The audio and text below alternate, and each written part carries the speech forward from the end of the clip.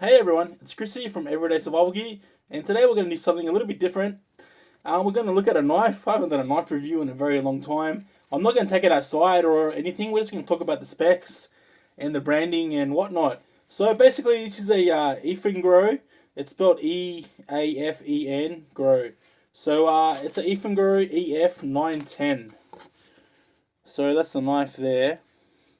I picked this up from Fast Tech at the beginning of the year, actually. I think I received it in like February.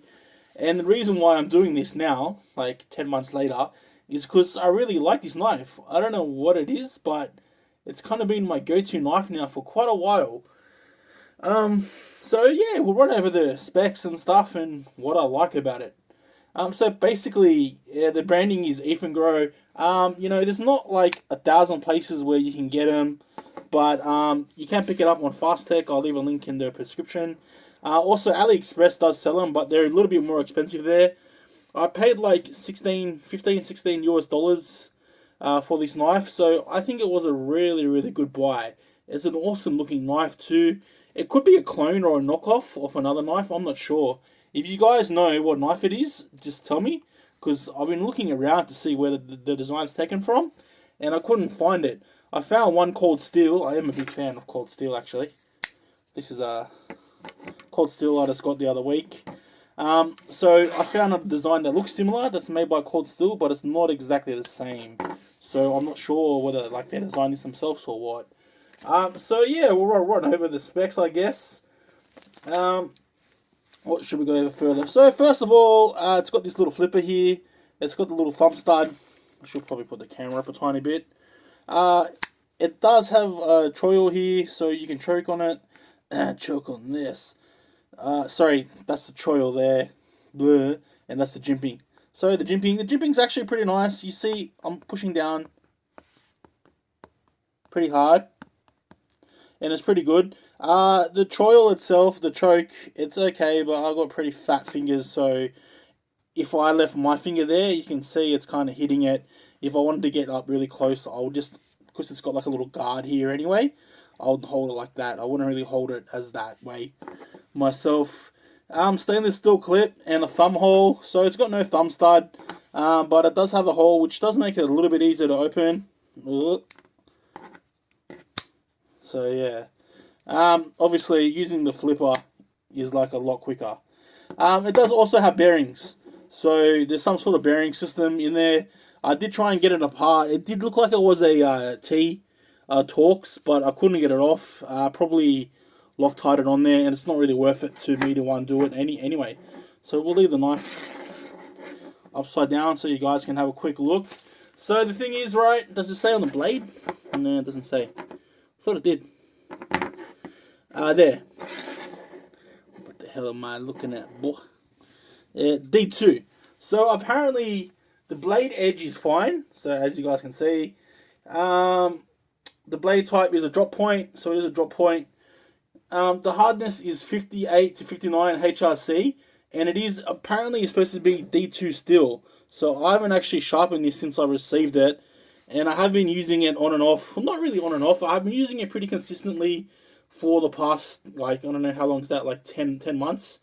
All I do with it is really open boxes, do a bit of cutting here and there, and it has held its edge. I haven't sharpened it yet. The handle material is G10. I must say, I quite like the G10 handles. They're pretty comfy. I can't remember what this one is, but I kind of prefer the G10 over the on the Cold Steel. But mind you, I'm a big Cold Steel fan. I'll buy anything that's Cold Steel. So yeah, the handle has adequate grip and whatnot. It's a pretty nice handle. And the G10 handles actually usually cost a little bit extra on the non-Chinese knives. The weight is 108 grams. Its overall length is 205 millimeters, so 20.5 centimeters. Its blade length is 89 mils. Its width is 26 mils, and the blade thickness is 0.4 mils. So yeah, that's basically all the specs there. So I haven't done a knife review in quite a while, so what else should we look at? So we'll have a little look over the knife. So I showed you guys, the jimping up the top, the choke, the little guard, even this little bit here, the little flipper. Flipper. It has a bit of jimping on it, so you know you get a bit of better grip. It is actually a very nice smooth action. Oh, ruined it. So yeah, I can open it if I'm not on the camera properly, but it's a bit hard in this limited space. So I told you guys that I really like the knife. Actually, one of the most bloody important things I forgot is the locking system. So you can see which kind of locking system it is here. Yeah, so as I was saying, you can see which kind of knife locking system it is here. It's a liner lock. You know, I know a lot of people probably don't like them, but they are simple and cheap and easy to make. You know, would you risk your life or would you put your life on this knife? Probably not. Like, I understand why some companies might have kind of moved away from that kind of locking system. This has got that triad lock, which is good, but, you know, for most jobs, like a liner lock is going to be pretty adequate, I think. Easy, nice and easy to open and close. Yeah, so I actually forgot that out of the specs. This is why I don't do knife reviews anymore. So what do I like about this knife? Well, number one, I think it's a very good looking knife. I don't know if you guys like it. Number two, it is reasonably tough. I say reasonably because I haven't beaten the shit out of it, but it has actually held its sharpness for a very long time. And you know, there's no kind of little chips or dents on the blade. Is it D2 steel? Well, I don't have the tools to test it, so I can't tell you. I can probably tell you if I have to sharpen it, but I haven't really been bothered to as of yet. The other thing that I like about it is the weight. It's only 108 grams, which is really light. When I first got it, I thought, it's probably pretty flimsy. But, you know, it is G10 handles, and there is actually metal. There is a metal frame inside the handle. So, although it might not be, like, the best and the thickest, I think it's probably adequate for what I'm using it for, at least. And, you know, if we look at the cold steels, it's not a G10 handle. It's a different kind of handle.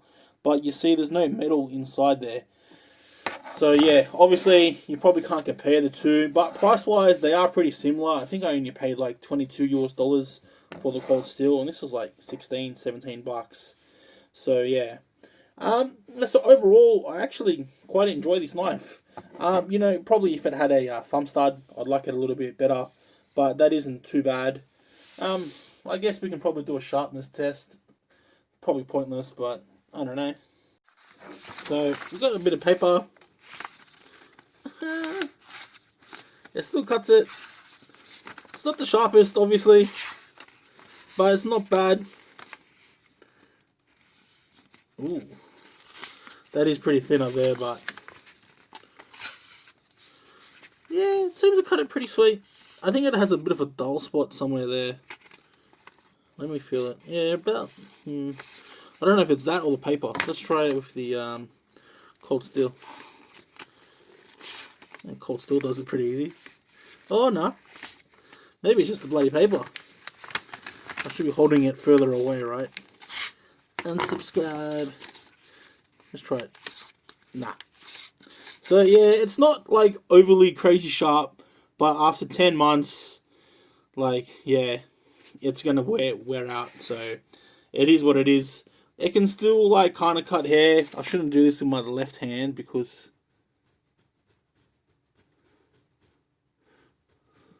so you guys can see it's definitely cutting off my hairs there, pretty easy. But overall, yeah, not like the crazy sharpest still, but it's been used for 10 months, so yeah. But all in all, I might actually give it a sharpen now and see how that goes. Anyway, guys, I hope you enjoyed the review. Probably not your typical knife review, no throwing it around, no stabbing enemies or anything, but I hope you enjoyed it. So it's called the Eafengrow EF910, I believe. Where's my paper going? Yeah, EF910. I'll leave a link in the description and check it out if you like it. And as always, like and subscribe, and thanks for watching, guys.